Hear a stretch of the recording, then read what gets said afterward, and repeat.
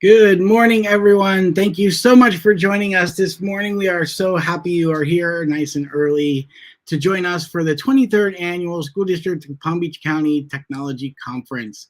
My name is John Shoemaker, and I am a specialist in educational technology, and I am the chairman of the conference.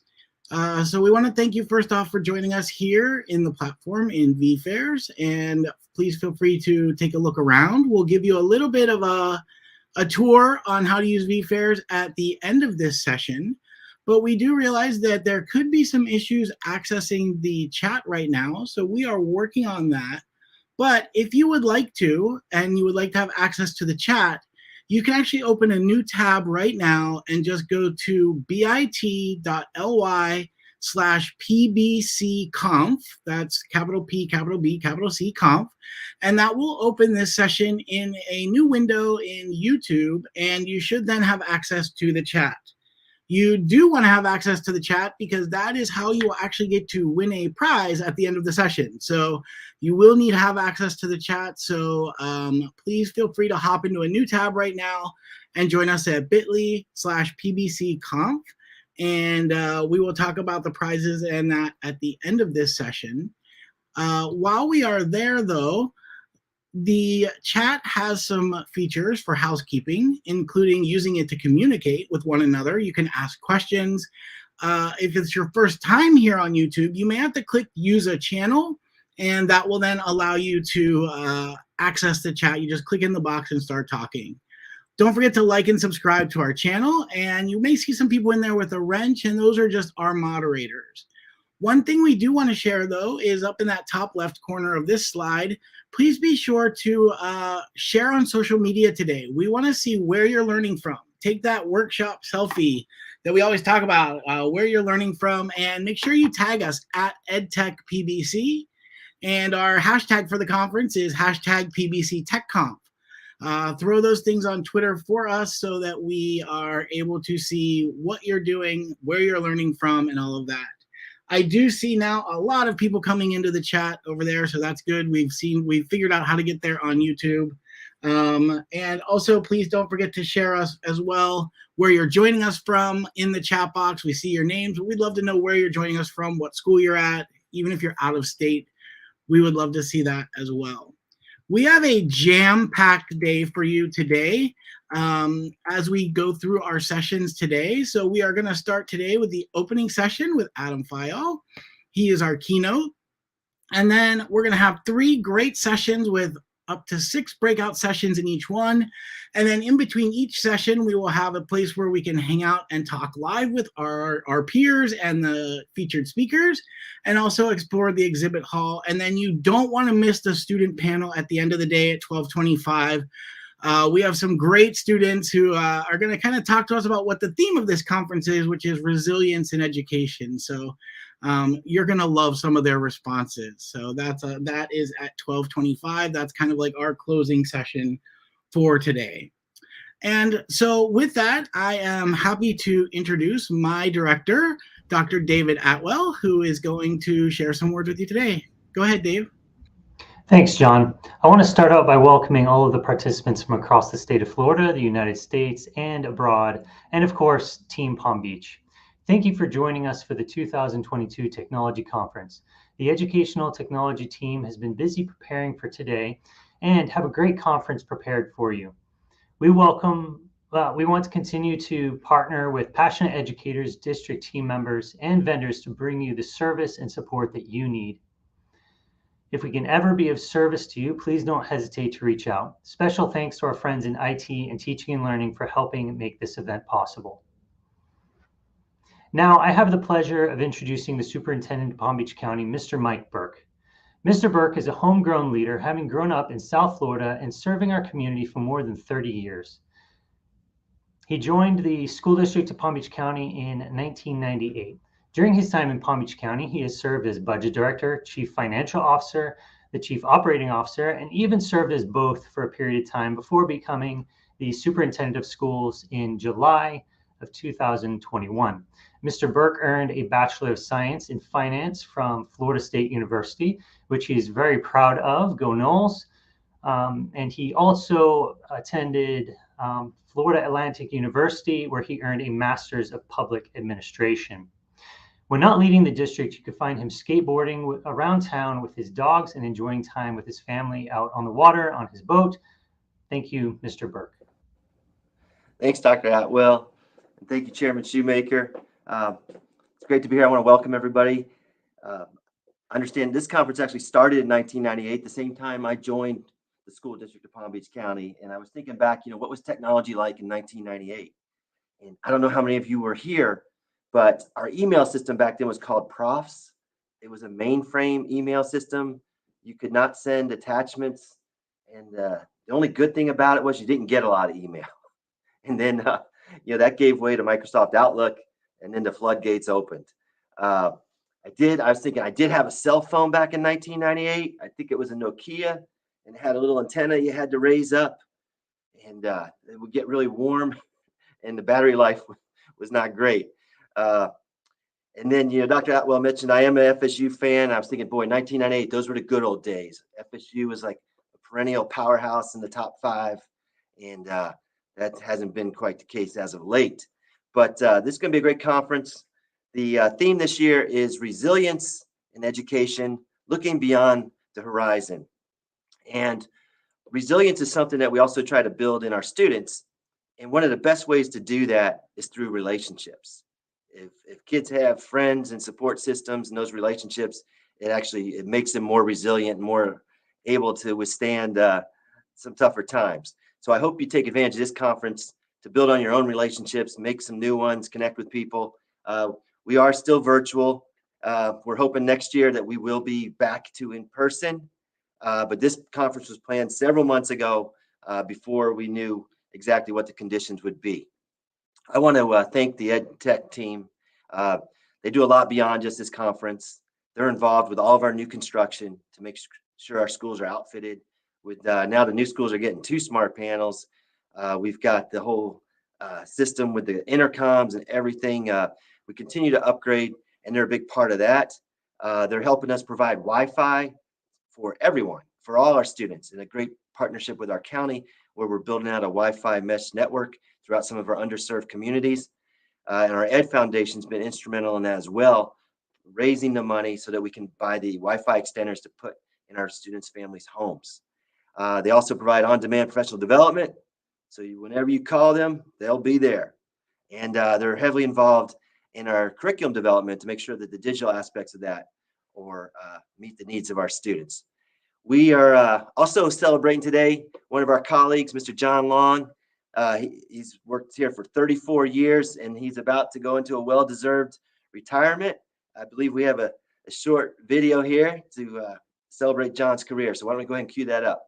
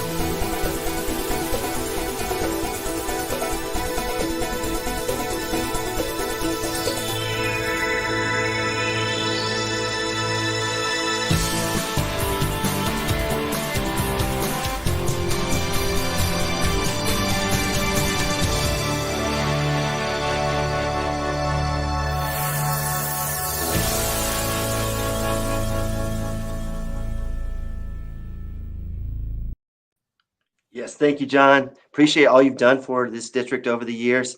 That's a pretty good stretch, and that was a nice array of clips there. So would you like to say a few words to the group here? Sure. Thank you, Mr. Burke. We really appreciate that. It's hard to believe it's been 23 years, and it's hard to believe I've been at every one of them, but I've got all kinds of great memories. This conference is not about me. It's about our team and providing resources for teachers out there. Gary Evans, who's now at Audio Enhancement, this was his brainchild 23 years ago. I was fortunate to be invited to the team, and I've loved working on every conference ever since, and just to make sure this is a great resource for teachers to provide great resources and instruction for kids.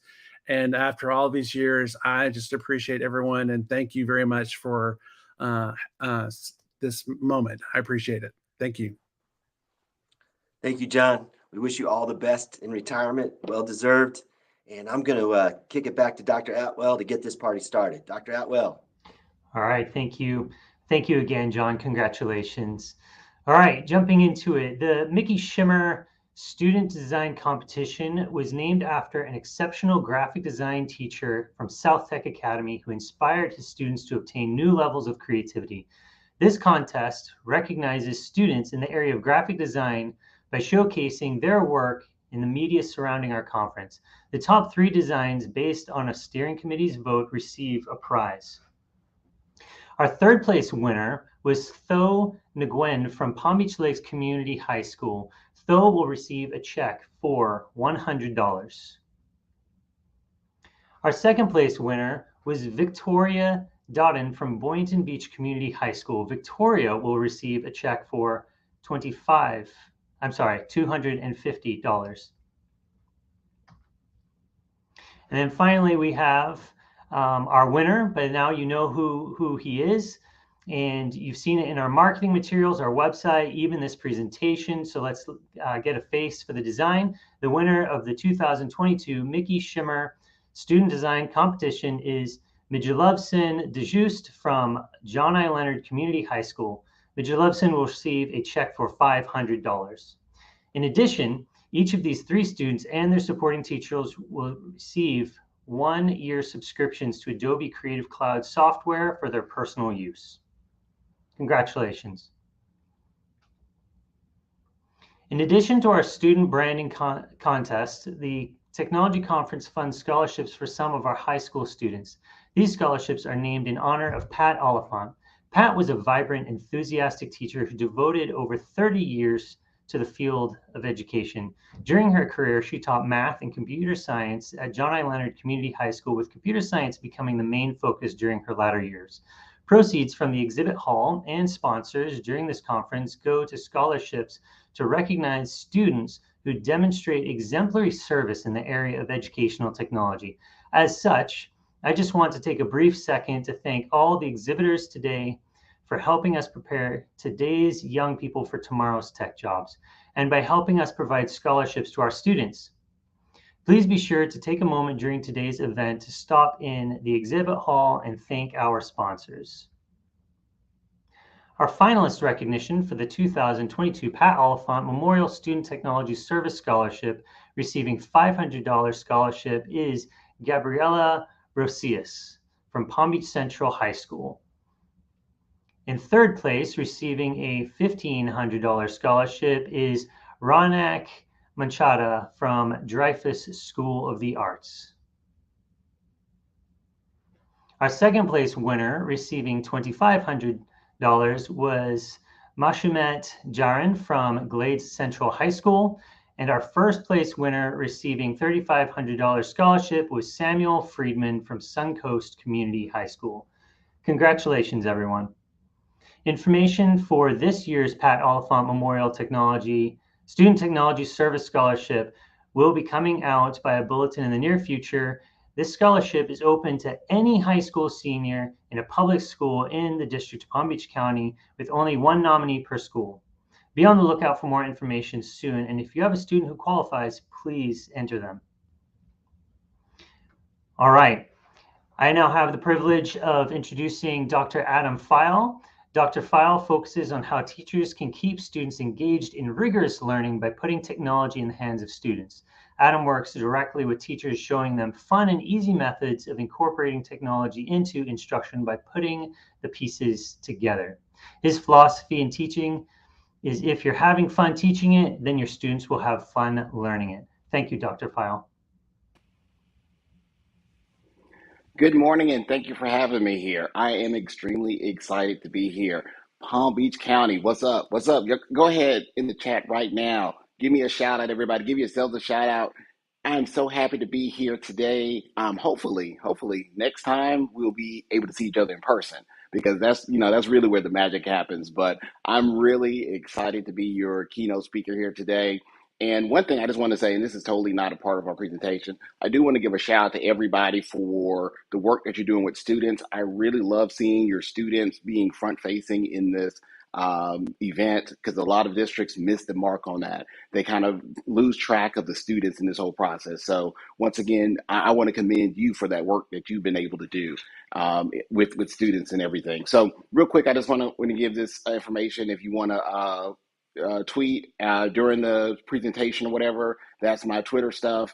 Instagram, I'm gonna have all that again later in the presentation. So there you go. All right, so let's get to it. All right, so let's talk about teaching for tomorrow. Today, because we always talk about what we're trying to do for our students. And when I think about our classrooms and the work that we do, and I'm going to kind of date myself with this one. How many of you remember those old milk commercials back in the day? I think it was probably in the 80s when they would have the kid be all scrawny and little. It's like, I've been drinking milk, and in a few years, I'm going to be, and then next thing you know, it shows like this like supermodel or this like muscular man or whatever from drinking milk and all that stuff. That's kind of how we look at education. When we tell our students, hey guys, if you work really hard and you say your prayers and eat your vitamins, one day you'll be successful. But we got to talk about what are we going to be able to do for our students right here, right now, because each and every day they live in their world. They can't wait on us to get it right. The most important thing we have to do is get it right for our students today. And so before I go into all this, I kind of wanted to share a little bit about me. It's kind of like my origin story. And I want to share a picture of my family here. This was taken back in 2005. That's me right there with my lovely wife. And as you can see, I have a large family. I'm one of 6 kids. The 2 little ones there, those are my nieces right there. And here is something that I had to deal with growing up. I grew up in Dothan, Alabama. I don't know if anybody's familiar with that area, also known as the Circle City, peanut capital of the world, all that fun stuff. Well, growing up being one of 6 kids, I tell people we weren't poor, but we were always broke adjacent. So we made enough money where we didn't get free lunch, but we got reduced lunch. And we were picked on. I even had teachers that didn't feel that I didn't feel cared about me because they kind of looked at me because think about it, at the time, 6 kids growing up, that wasn't something that people normally did. So they were like, oh my gosh, your kids what are you doing? You're not going to amount to anything. I even had teachers that made me feel this way. And so I'm not going to sit up here and tell you that I had a teacher say, you're never going to amount to anything. That never happened, but I never had any teachers that made me feel that I was going to amount to anything. They didn't say it, but I didn't have any teachers that really I felt poured into me and made me feel special. I kind of felt othered during my process of being a student. And so that was one thing as I became an educator, I wanted to make sure that I didn't provide for my students. I wanted to provide an environment where they felt that they were important. And so I want to show you this because this is kind of my family then. Now keep in mind, this is in 2005. And this next picture I want to show you is one that was taken in 2021 in October. My mom recently retired. And so this is the picture that we have now. As you can see, the family has grown a little bit since then. And with this photo, everybody in red, these are all my siblings. And everybody in green, that's our spouses, and all the gold in the picture, those are all our kids. And so when I look at this picture, I know I wouldn't be able to be where I'm at today. My family wouldn't be able to be where it is today without the support of my mother and my father. I had that family support structure in place to continue to push me when others did not. When I didn't have that support in my classroom from my teachers, I had my mom and dad in that environment to push us. I didn't like all the pushing sometimes, trust me. Sometimes I was like, leave me alone. But they were able to push us to get us where we needed to be in this space. And so when you look at the students that you have in your district, Do they have that structure? Some of them may have that structure, but they still need you. It's one of those things that's very important that we have to realize that not all of our students have this family structure. Not all of them have the support system to keep them going. And here's a little funny thing about this picture. Since this picture was taken, we've added 2 more members to our family. So my brother, one of my brothers, his wife was actually pregnant in the picture. She just had her child, and my sister, who thinks she's cute in the front with the dress on and showing her little knees and stuff, she actually, her and her husband welcomed their first child actually on the 9th, on the 9th of this month. So yeah, so we are growing as a family. So I just kind of wanted to show you this and let you know a little bit about my background and where I come from and why I care so much about making sure that we provide our students what they need. Because I was in a space where I wasn't necessarily provided what I needed as a student. And I think I kind of succeeded in spite of the environment that I was in. So when we do all this work in our classrooms and in our districts, I want to ask everyone a simple question. Here's a simple question that I would need to ask everybody, and I want you to internalize this question. What is equity? And this is something that I think is very important in the space that we are in today, understanding what equity is in this whole concept. Now, funny story, I was in the district. I spent some time in Kansas City, Missouri as a director of instructional technology, and we did a lot of work around implicit bias and racial equity in this district. And so we had this whole interview process, and every time someone interviewed, we had these equity questions that we had to ask a candidate. And so we had this teacher, she was brand new, fresh out of college, and she was killing the interview. And so the equity question came up. And she was like, I'm so glad you asked me this equity question. I have been waiting for this. I just talked with my parents about equity. And so I am ready. We're like, okay, ready to hear her answer. And then she starts talking about, yes, I want to make sure as soon as I get paid that I'm able to buy a house because it's all about equity. You want to buy low and sell high. So I want to make sure we have the equity thing right. And everybody kind of looked at each other. We were like, oh, okay, well, that's not quite the equity we're talking about. But you know what? We're going to get you there. We're going to get you there. We didn't toss her to the curb. We realized that she had a good heart. We just had to make sure that she really understood what equity was the way we were defining it. So I actually stalked, you guys. I've actually stalked Palm Beach County, and I actually got online. And here's one thing I love about you guys. You've already defined it. This is your words, not mine. And I know everybody can read. I know that, but so just bear with me on this one. But what you said, this is what you said. Equity means each student, regardless of their race, ethnicity, poverty, disability, language status, undocumented status, religious affiliation, gender identity, and sexual orientation, will have access to opportunities, resources, and support they need to imagine, nurture, and achieve their dreams. So I just want to say congratulations. I commend you, Palm Beach, for doing the work and defining what equity is for your district, for your students, for your community. This is a great, great definition of it. Hopefully everybody understands this, and hopefully everyone is living this. So this is a great definition. I'm glad you know what this is. But I do want to ask everybody to think about why equity is important and why it is something that we all need to be a part of. And sometimes you have to give credit where credit is due. And I could do a really great job of explaining why it's important, but I actually found a really great video clip that does a better job than I could ever do of explaining why it's important to understand. So if you can cue up that video real quick for me, and I just kind of want to show everybody a quick clip on why it's important to understand what we're doing. How do I know? A lot of people, when they think of the phrase, how do I know, they always want to put the what behind it. How do I know what I'm supposed to do? The question that you really should ask is, how do I know why I'm here? Because when you know your why, your what becomes more clear and more impactful. If you know, like for instance, people know that I do comedy, but that's what I do. My why is to inspire people to walk in purpose. So I can do comedy, I can write books, I can be in a movie, because all of it is motivated by my why. In fact, I have a new web series out called Michael Jr. Break Time. We probably just did the 6th episode. It's on YouTube. So every single Wednesday at 3 o'clock, we drop a new episode on YouTube of Michael Jr. Break Time. What it is it's me. I travel around the country and I do stand-up comedy, in case you didn't know. And in the middle of my comedy set sometime, I'll stop and just talk to my audience. And we've been filming this, and it's pretty cool. So we're in Winston-Salem. I'm going to show you a clip from Winston-Salem.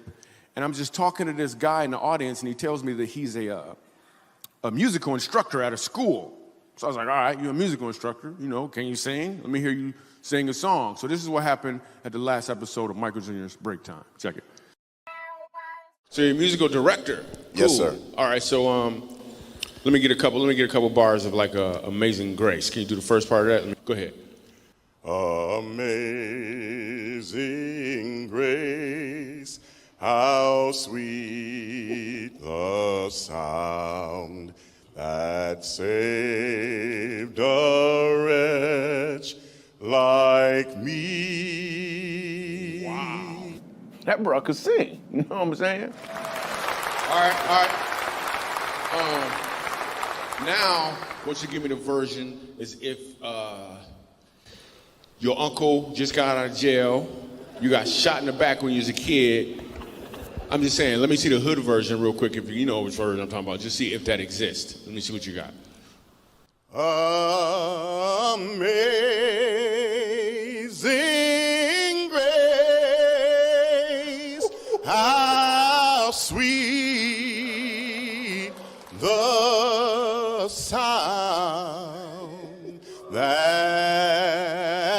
saved a wretch like me. I was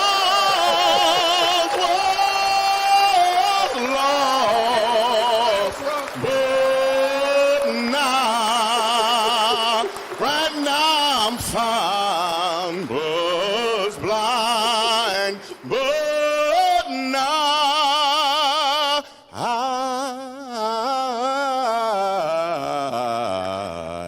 I see.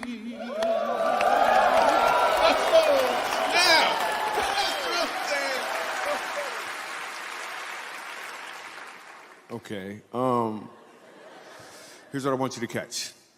The first time I asked him to sing, he knew what he was doing. The second time, he knew why he was doing it. When you know your why, your what becomes more impactful because you're walking towards or in your purpose.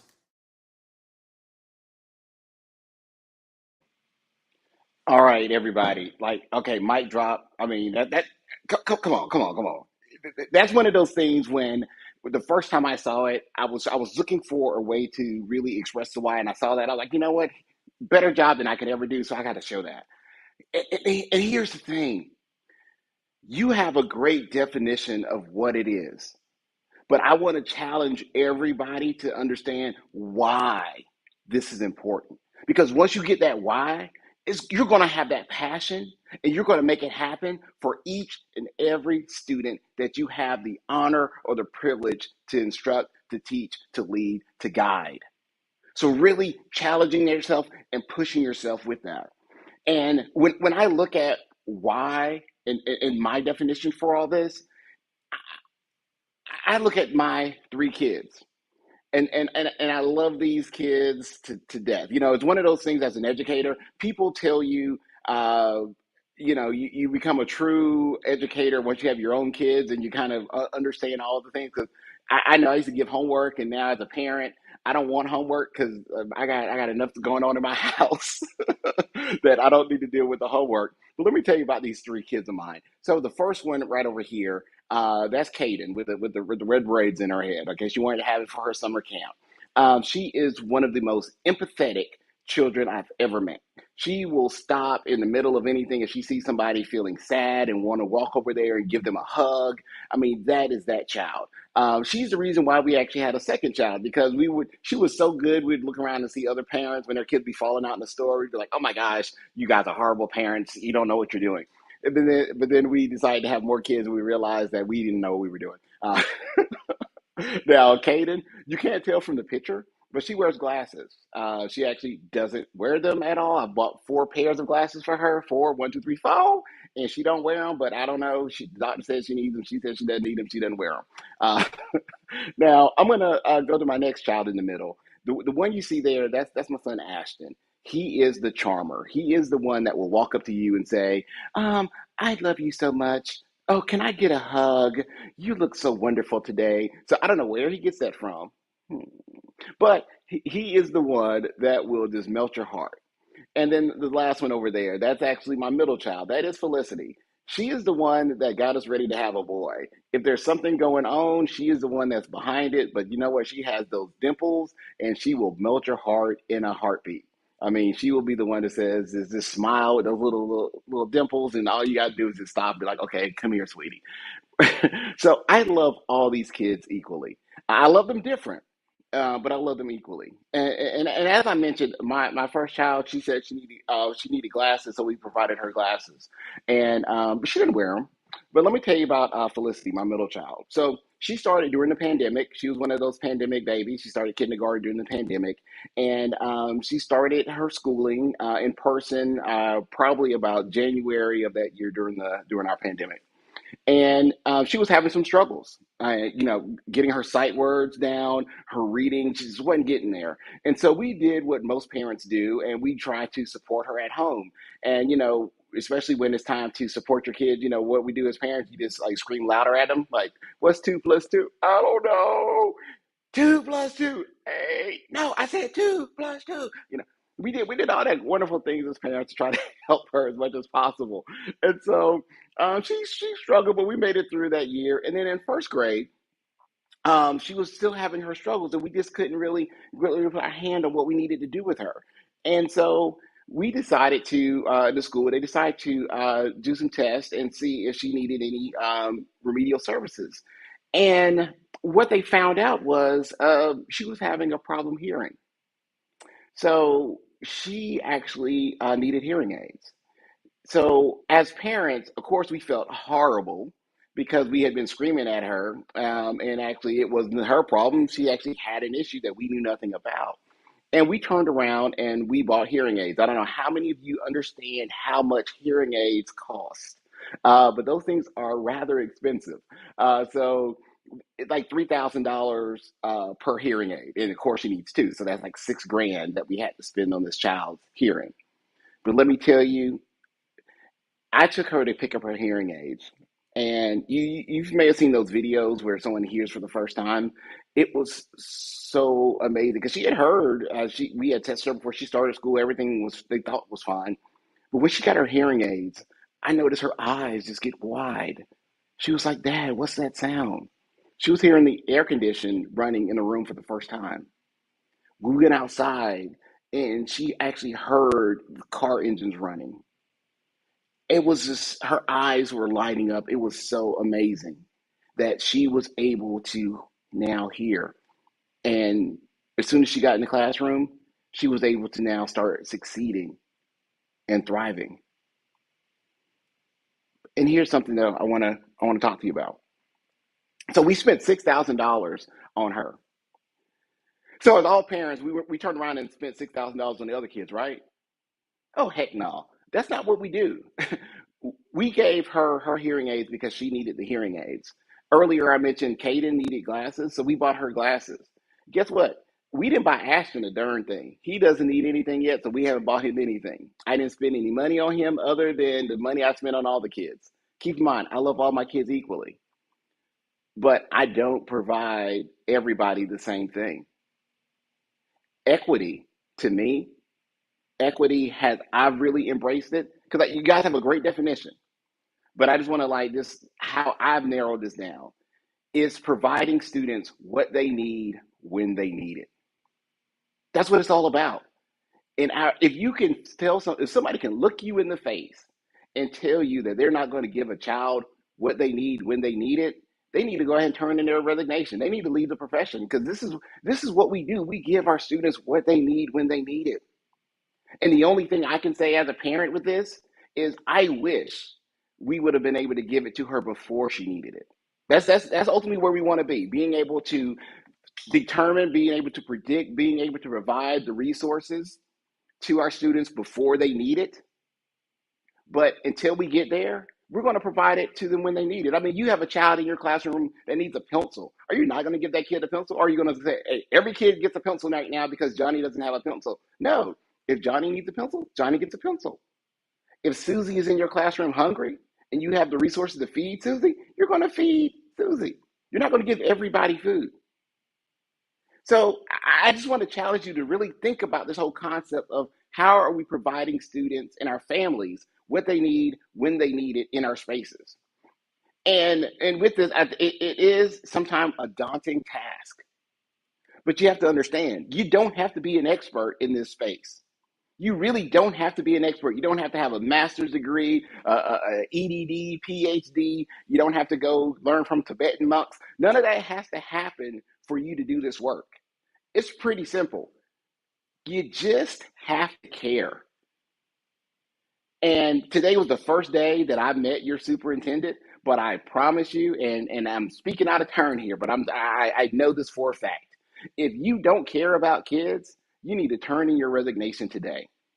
If you don't care about providing students what they need, then you need to get on up out of here because you're not good for kids. We don't want you around kids if that's not. But I know that's not the case because you're here today in this conference. So you care. You're wanting to get better. You're wanting to do what's right for students. That's what it's all about here. You have to care about your kids. And there's one other piece that I need you to do. One other piece.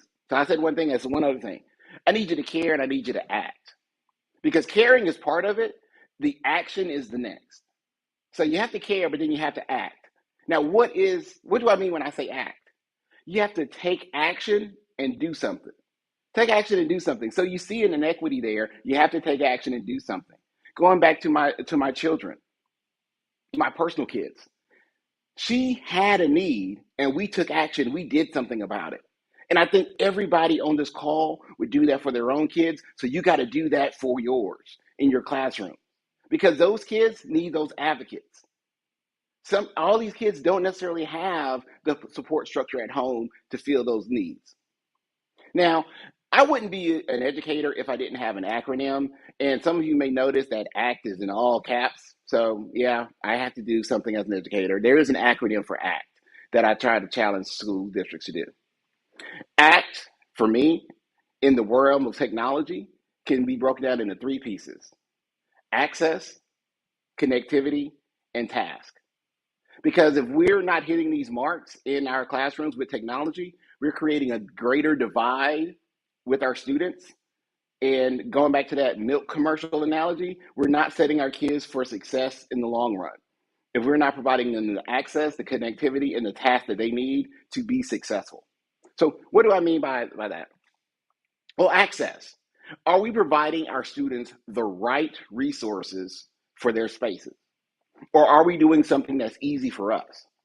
Hey, I'm a technology director. I get it. I like easy. I like one platform. It's easiest for us to manage. It's easiest for us to provide all the kids a Chromebook, or all the kids an iPad, all the kids a Windows machine. Everybody gets the same thing.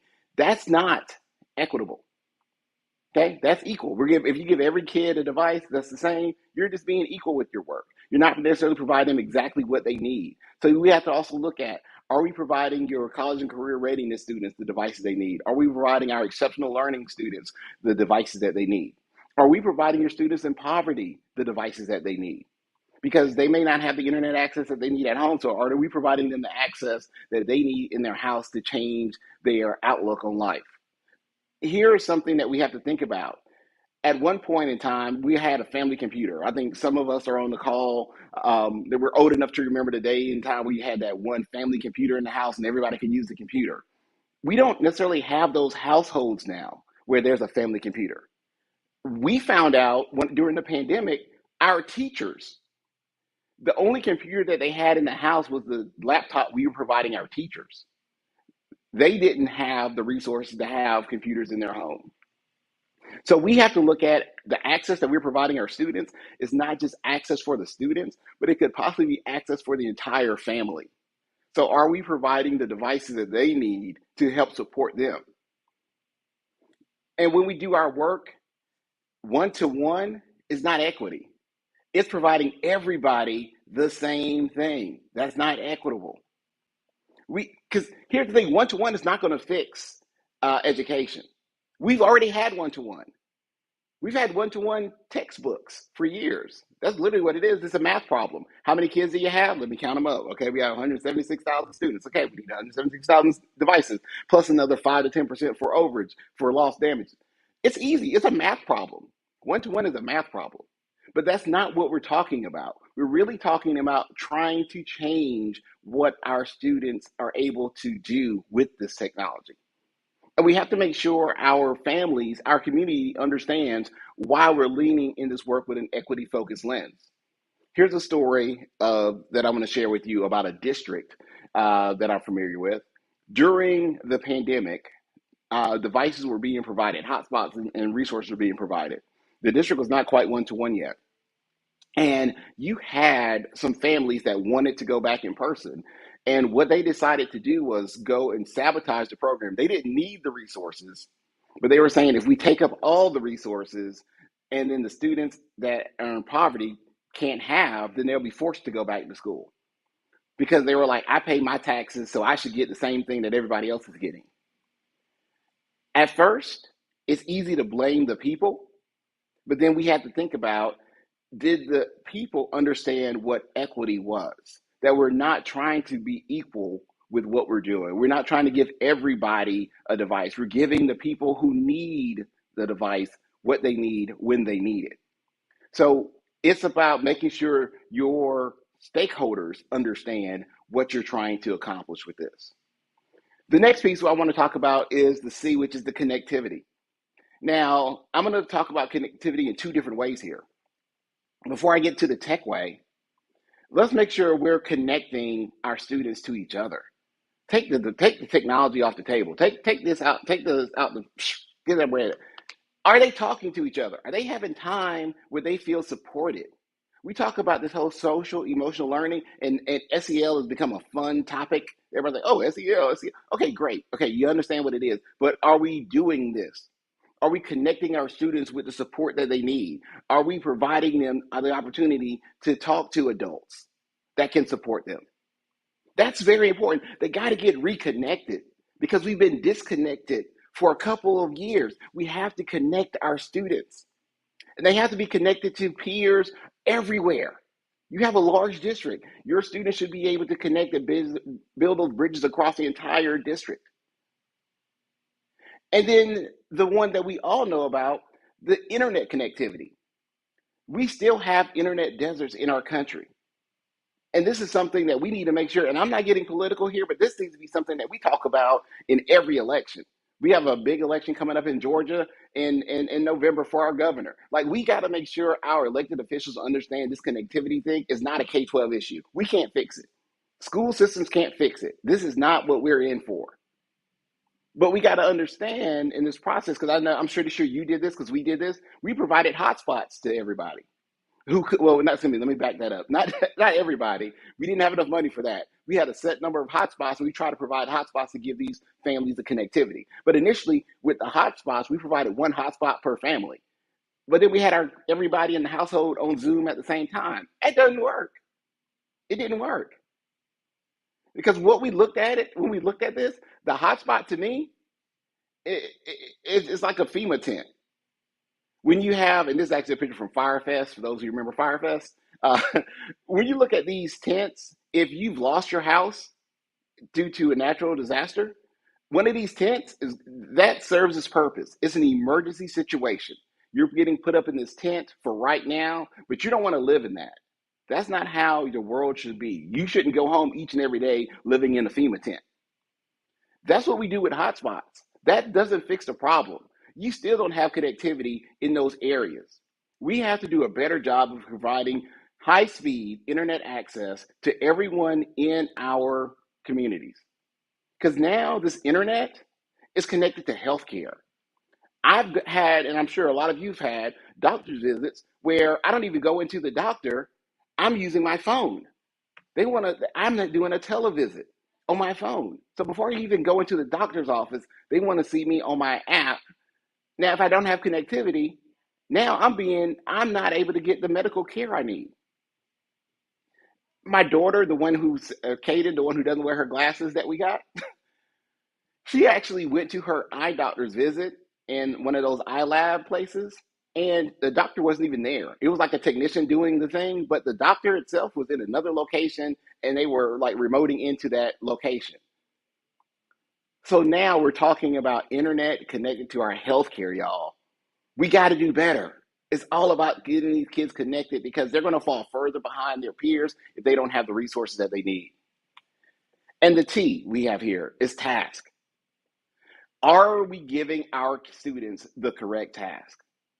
Are we giving them access? Are we giving them the opportunity to imagine, to build, to create, to destroy? All this can happen with technology.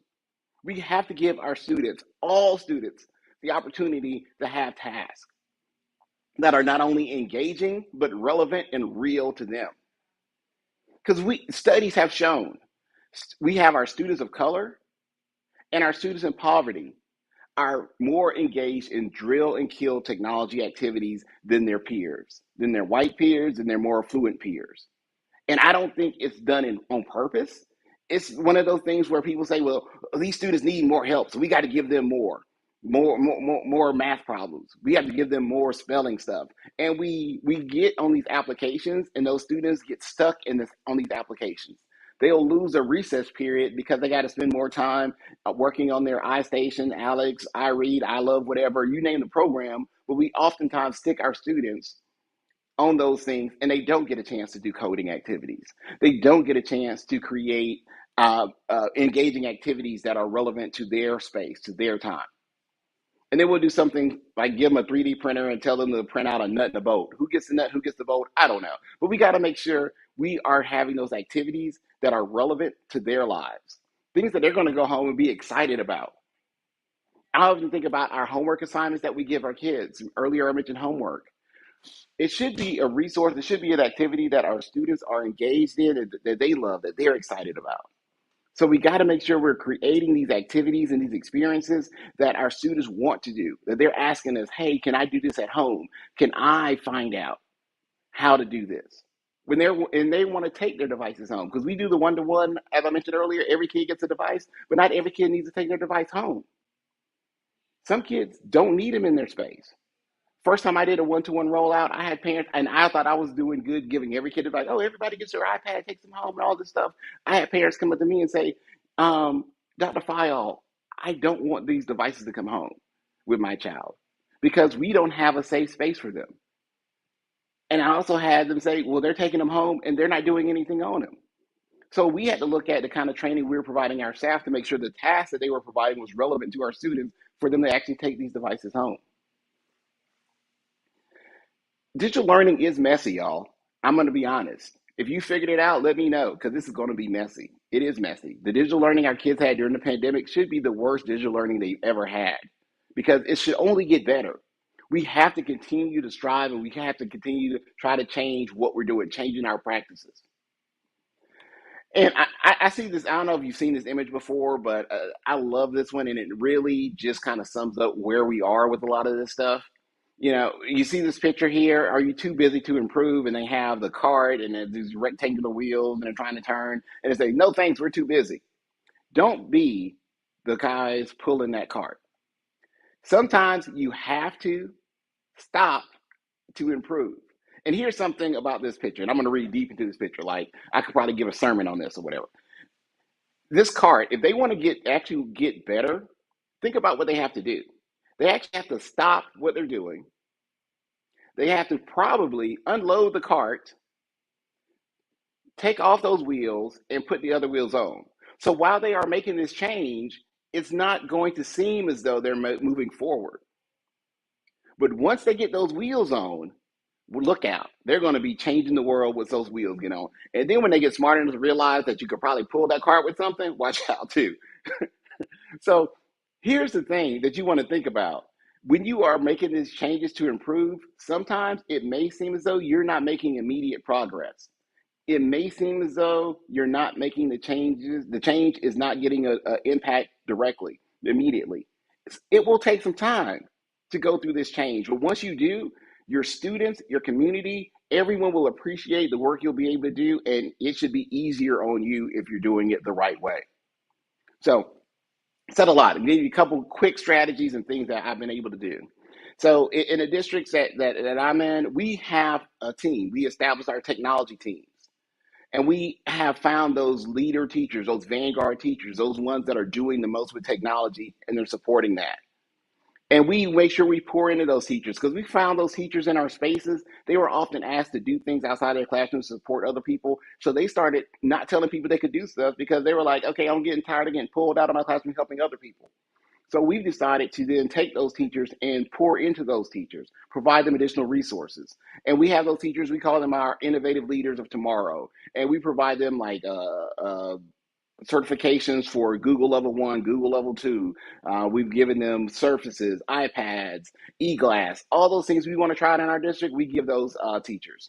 Some other things that we talk about in our district, we also want to go through and assess our faculty's needs. So making sure whatever PL we're providing is aligned to our strategic plan and supporting the needs of our students. You have to have that communication, talking to your principals. Principals are the gatekeepers. I don't know how many principals we have on this call today, but if you're here, thank you. If you have some of your peers that aren't on here, make sure they know what you're doing with technology so they can do it in their spaces. We got to make sure we're modeling that effective use leaders. So here's one thing that irks me to the umpteenth degree. I don't know if this has ever happened to y'all. You get an email about a meeting. I'm like, don't send me an email about a meeting with a date and time. Send me a calendar invitation so I can put it on my calendar. But those are those simple things, like utilizing technology to do something as simple as planning a meeting is one of those things we want to make sure our leaders are doing. And we want to recognize those people who are killing it in the classroom with devices, with technology, with our students. And I said earlier, you highlighted your students with a design project. That's amazing. We have to highlight, we have to give those resources, we have to support those teachers. And encouraging student choice. It's not that our students know more about technology, but they're less scared to try things. So make sure we're giving them their choices. And we want to make sure we're providing support and training, like this event today. This is what it's all about, providing that support and training, because we had a whole lot of training in a short period of time during the pandemic. Now that we're on the other side of it, as I said earlier, this digital learning, we got to get better at it because our kids deserve it. We want to make sure that we are in that space where we're going to try something new, try something different. In my space, we had a situation where we wanted to start a coding club during the summer. We didn't have the resources to do it because when you're dealing with students during the summer, you got to bus them, you got to feed them, you got to do all this stuff. But then we had several schools close to our YMCAs and our Boys and Girls Club. So during the summer, we were able to bring in those kids who were already in summer camp and do some stuff with Scratch and create our own coding club with those students. And after doing that with our students, we were able to turn around and take that and bring it into our classrooms. And we had our kids creating their own games with an application called Bloxels. They were able to create their own games. And as you can see from that document, they were actually able to create their own writing assignments. So we were tying in our writing into game creation. And these were different students who actually were struggling in some writing areas. But once we tied the technology into the writing, it became amazing. We were able to bring our students into our Microsoft store. This is pre-pandemic. I think Microsoft stores are gone now, but we're still bringing them into our Apple stores and having those coding experiences. And speaking of coding and technology, I was at a conference and they were sharing the numbers of women who were in computer science and fields of technology. And it was alarming, the disparity of the number of women, especially women of color, that were in technology. And so we looked at it as something that we should be able to do. How can we change the trajectory of our students? How can we get more women involved in technology? And I get the opportunity to work with some amazing women in my department. And so I pitched the idea of creating our own event around our young ladies to get them exposure into technology. And they shot me down. They were like, you don't know what you're talking about. We've never done this. And I was like, work with me here. And they trusted me. We got down that path, and 6 years later, we've had this amazing event. And I have a video clip I want to show you really quick of what we were able to create by thinking different and involving our young ladies in computer science and in coding. If you can cue that video up for me real quick.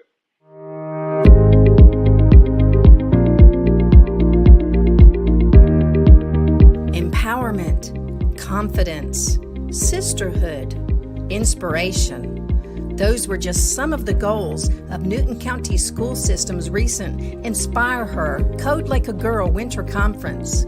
Overall, 460 elementary, middle, and high school students in grades 4 through 12 participated in the day-long Just for Girls Technology Conference held at schools across the district. Inspire Her is all about igniting passion for computer science for our girls. Research shows that our students, our female students, are underrepresented in computer science. And so the whole idea and premise behind Inspire Her is getting our girls excited about the possibilities, exposing them to things they never even knew existed, and hopefully encouraging them to enter fields in computer science. During the conference, leaders from the field of STEM and computer science presented innovative computer science lessons to the girls, who had the opportunity to visit 4 stations throughout the day. Those stations included several fun and exciting activities, such as live computing, programming robots, and block and binary coding, as well as the opportunity to network with experts in the field from both colleges and universities and companies like Google, Microsoft, Amazon, and more. Conference coordinator Dr. Jennifer Williams, NCSS Instructional Technology Coordinator, explained the goal and purpose of the event, especially for the younger girls. Because we want to close the gender gap in technology, and we know that starting 4th grade, girls stop being interested in technology education and really start being more interested in boys and other things. So we want to make sure that we start them while they're young and make sure that they get exposure and get interest and then continue to grow throughout the years. Research shows that only 24% of computer scientists are women. NCSS wants to change that by exposing our female students to the vast number of possibilities awaiting them in the field. The district wants to change the image of what a computer programmer looks like for these students, so they walk away enlightened, empowered, inspired, and ready for the many career possibilities out there in the field of STEM and computer science. We want our students to walk away with really a sense of camaraderie, being able to see each other, see women who look like them in field of technology, and understand that they can do that too. So that's really what we want them to walk away with, is understanding that they could be in that position in a few short years and giving back to other students in Newton County in the future. Newton County Schools appreciates the support of our spectacular partners and sponsors who helped make the Inspire Her Code Like a Girl conference a huge success. They include Microsoft, BrainPop, ClassLink, Nearpod, PowerUp EDU, and Book Creator. As you can see, the students in this year's amazing conference weren't just coding, they were coding like a girl.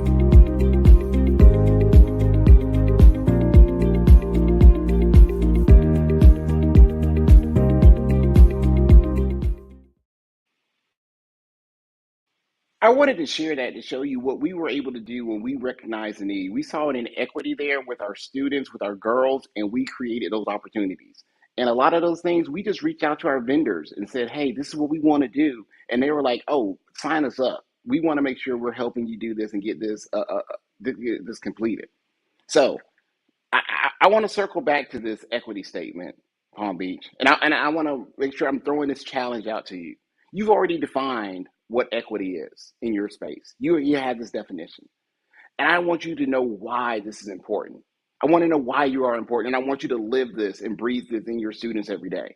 Because as I told you before, you don't have to be an expert in this field to do it.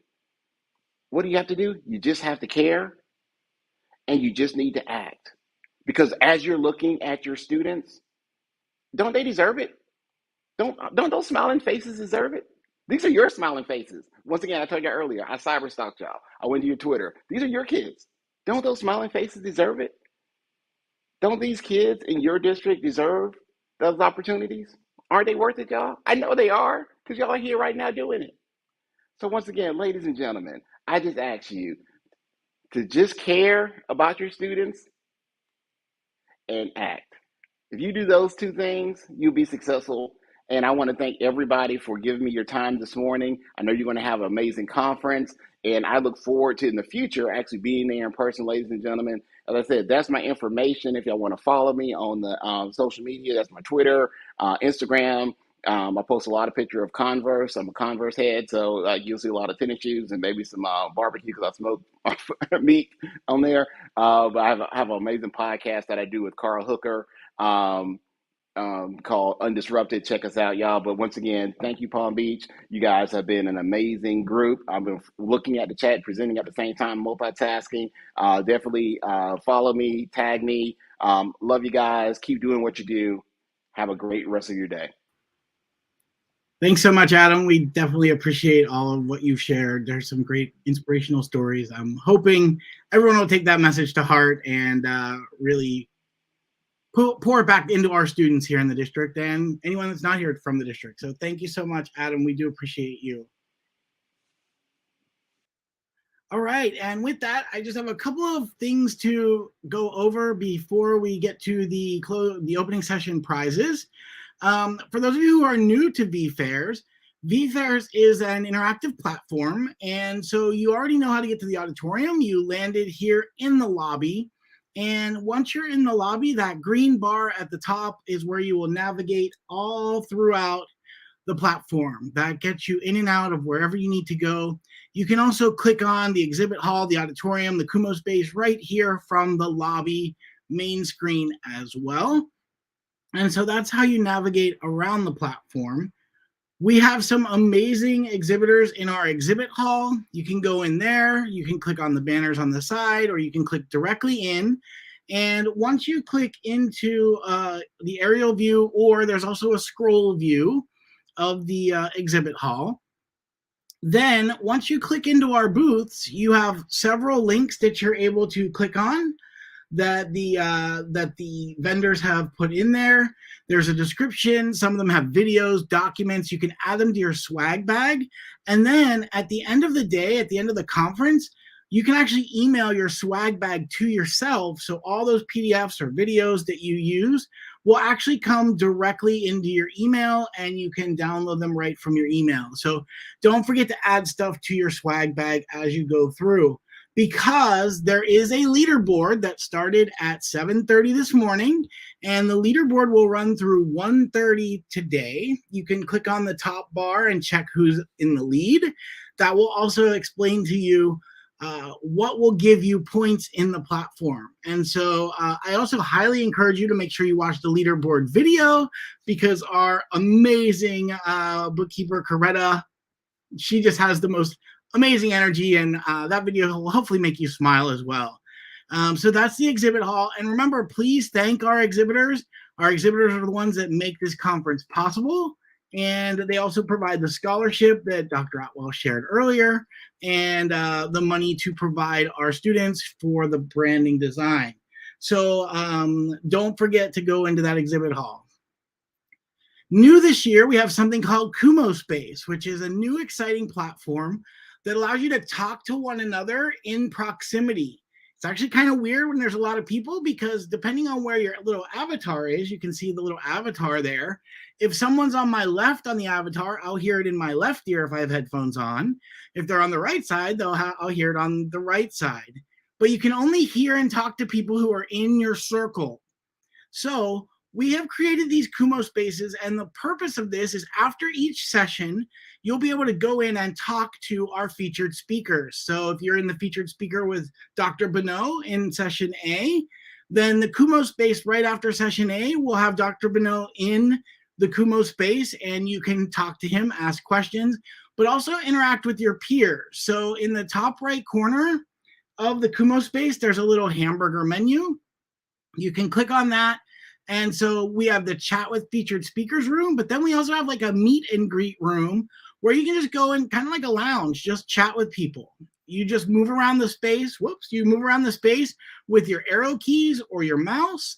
You can turn your camera on down here at the bottom. Just click that and it'll activate the camera.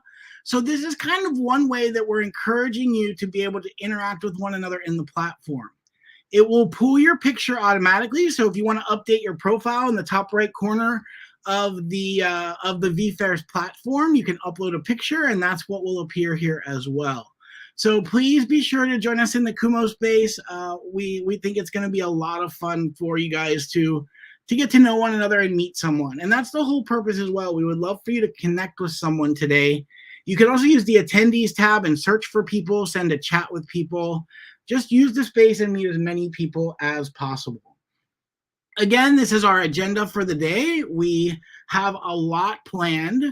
And for those of you in Palm Beach, we do have professional development for you available. And the professional development is for public and charter staff only. You'll enroll in the Tech Conference ELM course, and the follow-up activities are due in ELM by December 30th with the district mandated survey. So again, this course will be in ELM. You can log in tomorrow, just hop in, search for Tech Conference, and it's up to 8 points if you complete all of the work. I'm also continuing to look for questions. Hopefully, you guys all are able to see the chat inside of the platform. So if you are in VFairs right now, there should be a chat over here on the right. If you do not see the chat, the first thing you may want to do is refresh VFairs and come back into the auditorium quickly, or you can use that bit.ly that we shared. The rest of the session should be fixed, but this is just if you don't have the chat box, because you're going to need the chat box to be able to win. And I see a lot of people already chatting in the chat box. So you don't need the bit.ly if you're already in the chat, okay? Because we have 2 amazing prizes to give away. I want to first thank especially all of our people who have given us door prizes for today. We've got a lot of great things, really, really amazing things to give away. Most of these will be given away through the leaderboard. So the leaderboard is going to be your main source of your prizes for today's conference. So that's how you may want to level up at the end. Again, the leaderboard closes at 1:30, and just a reminder, after 1:30, the leaderboard may change, but we will freeze it in our side at 1:30, and that's where we will then randomly pick our winners from. So in order to win a prize, you need to actually type hashtag PBCTechConf in the chat just once. Please don't spam. As long as you type it once, you are entered into the drawing. PBC TechConf in the chat for the drawing, and you only need to type it once. So I'm going to wait a second because I know there's up to 30-second delay. Okay, I'm starting to see it coming now. I'm just trying to make sure it is not picking it up. Oh, there it goes. It's up to 20. Okay, it's picking it up now. Wow, look at everyone entering there. Kicking up, kicking up, kicking up. All right, I'm going to keep going. We're up to 50, I see. So just so you're aware, people on the Ed Tech team are not eligible to win. However, anyone else is at the district office. If you're volunteering, anyone else is eligible to win. So if by chance we pick someone from Ed Tech who happened to accidentally type in PBC TechConf, we will move on to the next person. If you are the winner, you're just going to email me, john.shoemaker@palmbeachschools.org. And once again, remember, we only need you to type it in once and make sure you spell it right. PBC TechConf. Make sure it's spelled right, but please only put it in once because I can only sit here until it's all in there. So I don't want to draw until I start seeing the chat is actually slowed down with PBC TechConf. I see we're up to 101. I see some people like Denise, you have spaces there. You don't want to have spaces. You can enter it a second time if you need to. You can do that. That's fine. If you spelled it wrong, type it in a second time. Just make sure it's PBC TechConf. Doesn't have to be capitalized or anything like that. All right, I think we're slowing down. We're up to 106. All right, I think we're there. So I'm going to move on to the slide. Again, I will let you know who the winner is. You're going to see the winner on the screen. And we will then pull the next person. So our first prize for right now is a $50 gift card from Curriculum Associates. It is a $50 Amazon gift card, so that's an awesome one. And it will be emailed directly to you once I give the information back to Curriculum Associates. Still got 123. I think we're finally slowed down. I think I can finally now draw the winner. I was just waiting to make sure that we had everyone possible entered. So let me get the slide up here. And we have anyone else? Anyone else?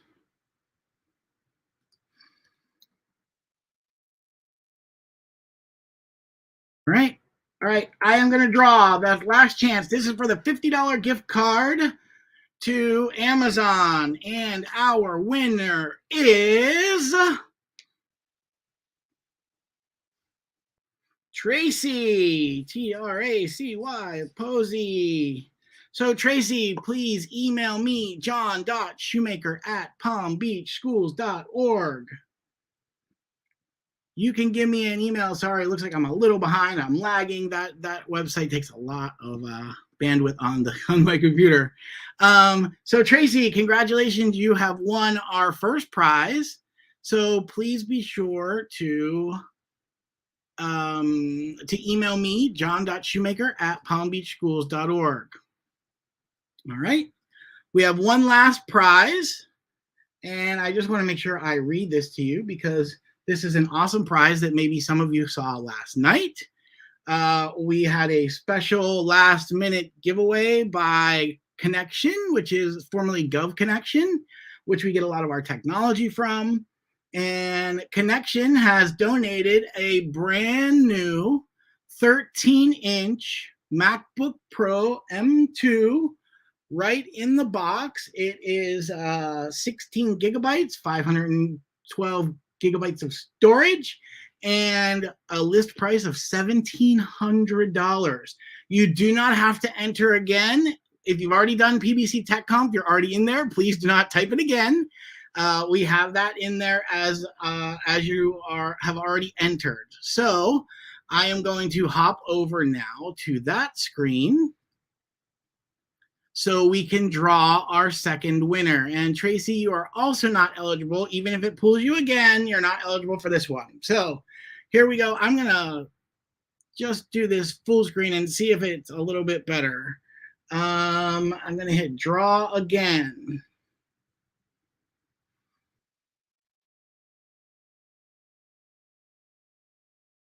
And our winner is Lana Dashil. Sorry if I butchered that one. Lana Dashil, are you here? Lana, say that you're here in the chat. Lana, say you won in the chat. Let me know that you're here. Say I am here. And also,